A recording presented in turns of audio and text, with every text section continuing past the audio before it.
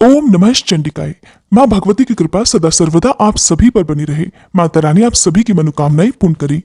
आज सुनिए श्री दुर्गा सप्तशती पाठ का 11वां अध्याय। आज नवरात्रि का छठा और माँ कात्यायनी की पूजा का दिन है। अगर आप जानना चाहते हो माँ कात्यायनी की पूजा विधि, बीज मंत्र, स्तुति मंत्र, भोग, प्रेरंग, व्रत कथा और आरती के बारे में, तो इसकी वीडियो हमारे चैनल पर अपलोडेड है, आप जरूर देखिएगा। आप सुनिए श्री दुर्गा सप्तशती पाठ का 11वां अध्याय, जिसमें देवताओं का देवी की स्तुति करना और देवी का देवताओं को वरदान देने का वर्णन है। महर्षि मेधा कहते हैं, दैत्य के मारे जाने पर इंद्रादि देवता अग्नि को आगे करके कात्यायनी देवी की स्तुति करने लगे। उस समय अभीष्ट की प्राप्ति के कारण उनके मुख खिले हुए थे। देवताओं ने कहा, हे शरणागतों के दुख दूर करने वाली देवी, तुम प्रसन्न हो। हे संपूर्ण जगत की माता, तुम प्रसन्न हो। विश्वेश्वरी, तुम विश्व की रक्षा करो, क्योंकि तुम इस चर और अचर की ईश्वरी हो। हे देवी, तुम संपूर्ण जगत की आधार रूप हो, क्योंकि तुम पृथ्वी रूप में भी स्थित हो और अत्यंत पराक्रम वाली देवी हो। तुम विष्णु की शक्ति हो और विश्व की बीज परम माया हो, और तुमने ही इस संपूर्ण जगत को मोहित कर रखा है। तुम्हारे प्रसन्न होने पर ही ये पृथ्वी मोक्ष को प्राप्त होती है। हे देवी, संपूर्ण विद्याएं तुम्हारे ही भिन्न भिन्न स्वरूप है। इस जगत में जितनी स्त्रियां हैं, वे सब तुम्हारी ही मूर्तियां हैं। एकमात्र तुमने ही इस जगत को व्याप्त कर रखा है। तुम्हारी स्तुति किस प्रकार हो सकती है, क्योंकि तुम तो परम बुद्धि रूप हो और संपूर्ण प्राणी रूप, स्वर्ग और मुक्ति देने वाली हो। अतः इसी रूप में तुम्हारी स्तुति की गई है। तुम्हारी स्तुति के लिए इससे बढ़कर और क्या युक्तियां हो सकती हैं? संपूर्ण जनों के हृदय में बुद्धि रूप होकर निवास करने वाली, स्वर्ग तथा मोक्ष प्रदान करने वाली हे नारायणी देवी, तुमको नमस्कार है। कला काष्ठा आदि रूप में अवस्थाओं को परिवर्तन की ओर ले जाने वाली तथा प्राणियों का अंत करने वाली नारायणी, तुमको नमस्कार है। हे नारायणी, संपूर्ण मंगलों के मंगल रूप वाली, हे शिवे, हे संपूर्ण प्रयोजनों को सिद्ध करने वाली, हे शरणागत वत्सला, तीन नेत्रों वाली गौरी, तुमको नमस्कार है। सृष्टि, स्थिति तथा संहार की शक्तिभूता सनातनी देवी, गुणों का आधार तथा सर्व सुखमयी नारायणी, तुमको नमस्कार है। हे शरण में आए हुए शरणागतों, दीन दुखियों की रक्षा में तत्पर, संपूर्ण पीड़ाओं को हरने वाली हे नारायणी, तुमको नमस्कार है।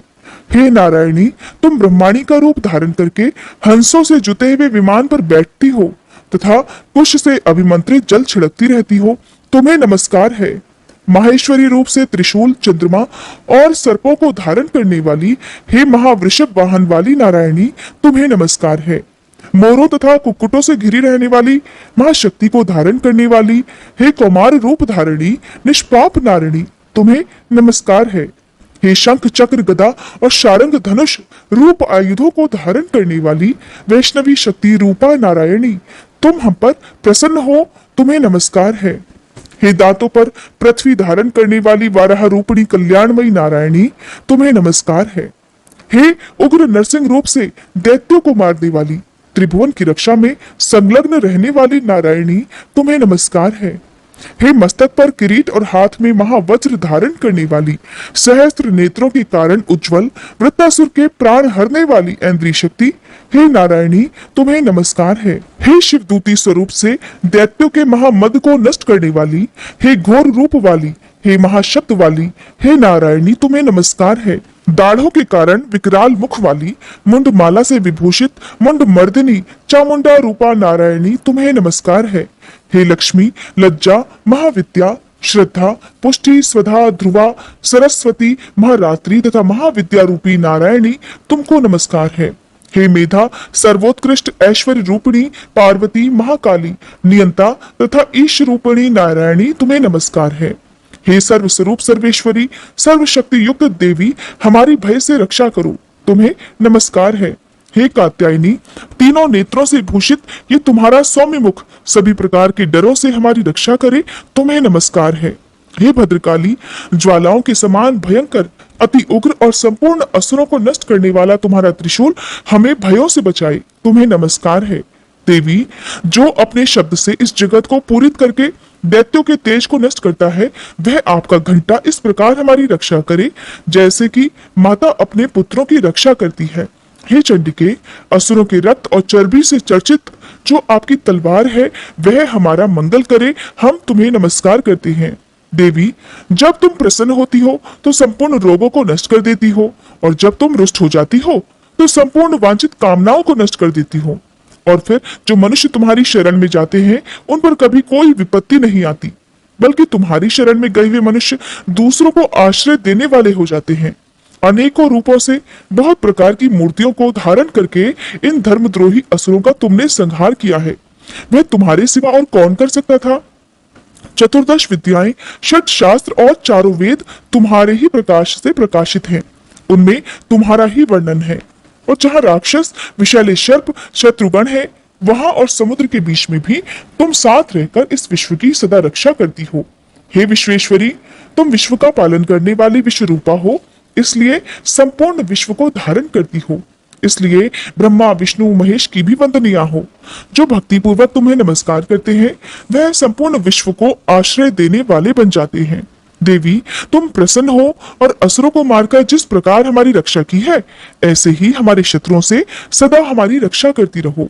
संपूर्ण जगत के पाप नष्ट कर दो और पापों तथा उनके फल स्वरूप होने वाली महामारी आदि बड़े बड़े उपद्रवों को भी शीघ्र ही दूर कर दो। विश्व की पीड़ा को हरने वाली देवी, शरण में पड़े हुओं पर प्रसन्न हो। त्रिलोक निवासियों की पूजनीय परमेश्वरी, हम लोगों को वरदान दो। देवताओं द्वारा इस प्रकार स्तुति किए जाने पर प्रसन्न हुई देवी ने कहा, हे देवताओं, मैं तुम्हें वर देने के लिए तैयार हूँ। तुम्हारी जैसी इच्छा हो वैसा वर मांग लो, मैं तुम्हें दूंगी। तब देवताओं ने कहा, हे परमेश्वरी, त्रिलोकी के निवासियों की समस्त पीड़ाओं को तुम इसी प्रकार हरती रहो और हमारे शत्रुओं को भी इसी प्रकार नष्ट करती रहो। तब देवी ने कहा, वैवस्वत मनवंतर के 28वें युग में दो और महा असुर शुंभ और निशुंभ उत्पन्न होंगे।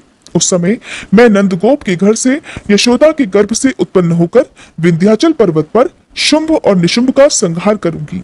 फिर अत्यंत भयंकर रूप से पृथ्वी पर अवतीर्ण होकर मैं वह प्रचित्ति नामक दानवों का नाश करूंगी। उन भयानक महाअसुरों को भक्षण करते समय मेरे दांत अनार के पुष्प के समान लाल हो जाएंगे।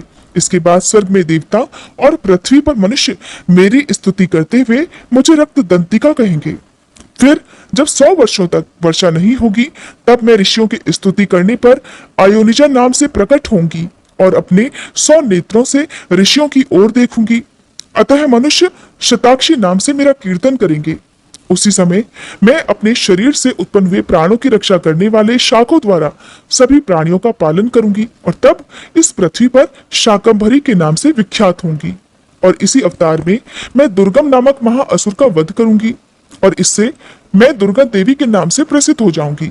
इसके बाद जब मैं भयानक रूप धारण करके हिमालय निवासी ऋषियों महर्षियों की रक्षा करूंगी, तब भीमा देवी के नाम से मेरी विख्याति होगी।